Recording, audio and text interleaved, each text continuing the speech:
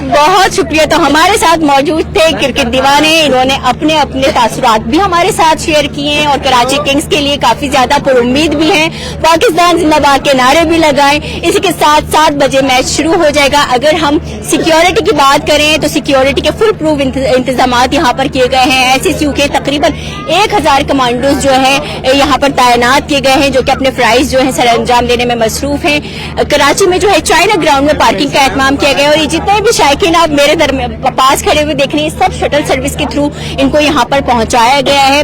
कराची में जो है 8 से मैचेस का आगाज हो चुका है, जो कि 18 मार्च तक जारी रहेगा और फाइनल भी हमारे ही शहर कराची में होगा। इंशाल्लाह कराची किंग्स जीतेगा। इंशाल्लाह कराची किंग्स जीतेगा। अगर हम ओवरऑल बात कर ले अब तक के जो मैचेस हुए हैं उसमें कराची किंग्स की परफॉर्मेंस कुछ बेहतर रही है। शायकीन क्रिकेट भी काफी पुरुम्मीद है, लेकिन अगर तमाम एडिशंस की बात करें तो इन तमाम एडिशंस जो हैं अब तक 8वें एडिशन तक 20 मैचेस जो हुए हैं वो इस्लामाबाद यूनाइटेड और कराची किंग्स के दरमियान हो चुके हैं, जिसमें से 14 मैचेस जो हैं वो इस्लामाबाद यूनाइटेड ने जीते थे और इस 6 मैचेस जो है कराची किंग्स ने जीते थे। अगर ओवरऑल सिचुएशन की बात करें तो कराची किंग्स को फिर भी थोड़ी और मेहनत की जरूरत है, क्योंकि इस्लामाबाद यूनाइटेड काफी ज्यादा स्ट्रांग टीम है।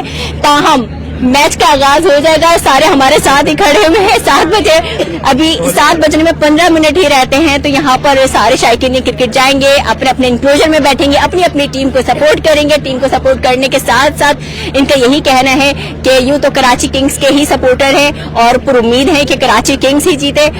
लेकिन फिर वही बात आ जाती है ना कि PSL एक ऐसा इवेंट है, जीत किसी भी टीम की हो और तो जीत होती है पाकिस्तान की। हमारे साथ जुड़े रहिएगा। अब तक के लिए इतना ही, बहुत शुक्रिया।